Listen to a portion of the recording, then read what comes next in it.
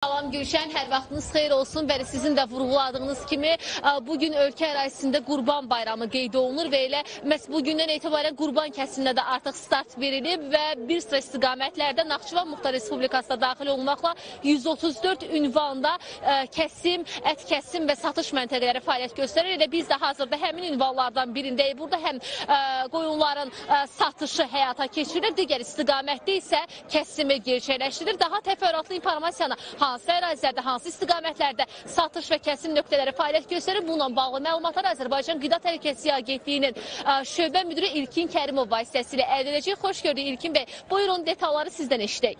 Təşəkkür edirəm. İlk öncə istəyirəm ki, ARB televiziyasının tamaşaçıları və onların simasında bütün Azərbaycan xalqını Qurban Bayramı münasibətilə təbrik edək.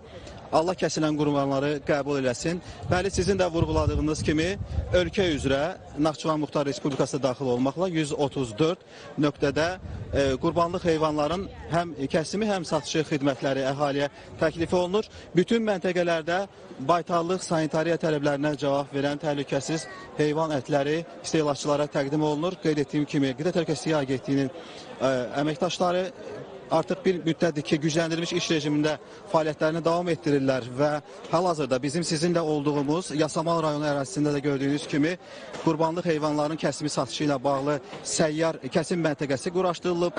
Burada deməli həm baytar həkim tərəfindən nəzarət həyata keçirilir, ilkin olaraq baxış həyata keçirilir, baytar həkim tərəfindən termometriya aparılır, daha sonra heyvanlar kəsimə yönləndirilir. Çadırda isə həm heyvanların kəsimi, soyulması, doğranması, digər xidmətlər də istehlakçılara təqdim olunur. Baytar həkimlər eyni zamanda kəsimdən sonra heyvanların daxili orqanlarına baxış keçirirlər. Əgər hər hansı bir şübhəli hal olarsa, deməli nümunələr götürülərək hal-hazırda elə olduğumuz məntəqədə yerləşən Qida Təhlükəsizliyi İnstitutunun səyyar laboratoriyalarına təqdim olunur və bu laboratoriyalar ölkə üzrə bir neçə məntəqədə fəaliyyət göstərir. O cümlədən də bizim hal-hazırda sizinlə olduğumuz Yasamal rayonu ərazisində bu laboratoriyalar müasir avadanlıqlarla təchiz olunub.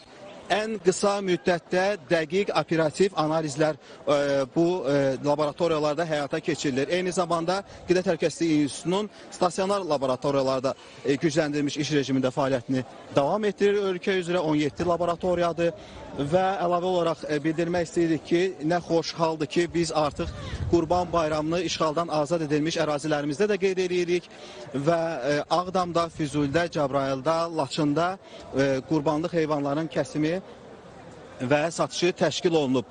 Əlavə olaraq bildirmək istəyirik ki, Cəbrayıl rayonunun Horovlu kəndində bu il Qurban Bayramı böyük bir bayram şənliyinə çevrilib. Horovluda Bərəkət Festivalı keçirilir. Hal-hazırda elə Qida Təhlükəsizliyi Agentliyinin əməkdaşları da Prezidentin xüsusi nümayəndəliyi ilə birlikdə bu festivalı təşkil edirlər. Böyük coşqu ilə bayram şənlikləri davam etdirilir.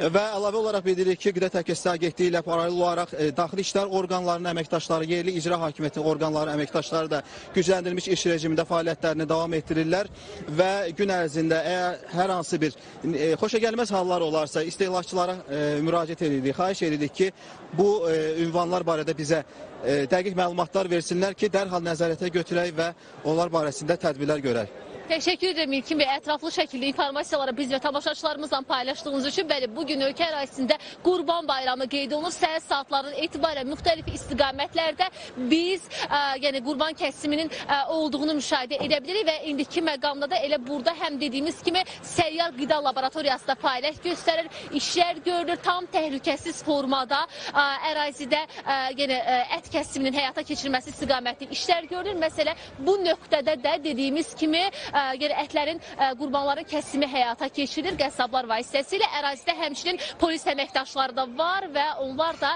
təhlükəsizliyin təmin olunması istiqamətində işləri həyata keçirilir. Böyük bir coşqunun, izdihamın olduğunu da biz müşahidə edə bilirik. Ərazidə insanlar da elə gəlir səhər saatlarından etibarən həm qurbanlıqlarını ala bilirlər burada, həm də onların burada kəsimini gerçəkləşdirə bilirlər. Ərazidən çatdıra biləcəyimiz informasiyalar bu qədərdir. Həm işğaldan azad olunan ərazilərimizdə eyni zamanda Naxçıvan Naxçıvan Muxtar Respublikasına daxil olmaqla 134 ünvanda ət satış kəsim məntəqələri fəaliyyət göstərir və insanlar elə həmin istiqamətlərə üst tuta bilirlər. Ərazilər ünvanlarla bağlı detallı informasiyalarda Qida Təhlükəsizliyi Agentliyinin rəsmi internet səhifəsində yer alıb. Çatdıra biləcəklərimiz bu qədərdir. Sözü yenə sizə ötürürəm.